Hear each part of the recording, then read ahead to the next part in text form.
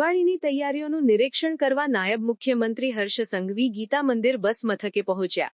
દિવાળીના તહેવારો નિમિત્તે મુસાફરોના પ્રવાહને પહોંચી વળવા માટે ગુજરાત રાજ્ય માર્ગ વાહન વ્યવહાર નિગમ GSRTC દ્વારા કરવામાં આવેલી વિશેષ વ્યવસ્થાઓનું નિરીક્ષણ કરવા માટે નાયબ મુખ્યમંત્રી હર્ષ સંઘવીએ અમદાવાદના ગીતા મંદિર બસ મથકની ઓચિંતી મુલાકાત લીધી હતી। આ મુલાકાત દરમિયાન તેમણે મુસાફરોની સુવિધાઓ અને બસ સંચાલનની તૈયારીઓની બારીકાઈથી સમીક્ષા કરી હતી।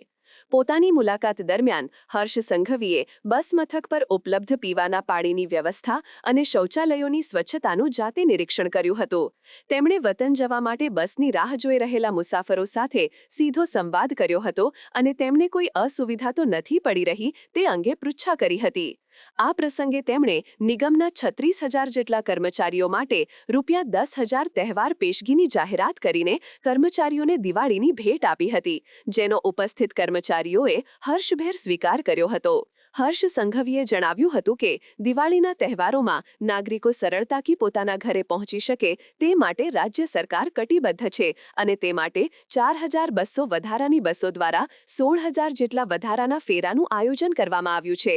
તેમણે અધિકારીઓને સ્પષ્ટ સૂચના આપી હતી કે મુસાફરોને કોઈ પણ પ્રકારની તકલીફ ન પડે તે સુનિશ્ચિત કરવામાં આવે। આ મુલાકાત અને નિર્ણયો રાજ્ય સરકારના પ્રવાસીલક્ષી અને કર્મચારી હિતકારી અભિગમને દર્શાવે છે। સમાચારની અવનવી અપડેટ જોતા રહો નિખરતા ગુજરાત ન્યૂઝ સાથે। નિખરતા ગુજરાત ન્યૂઝને લાઇક, શેર, સબસ્ક્રાઇબ કરો અને બેલ આઇકન દબાવીને સમાચારની ઝડપી માહિતી મેળવો।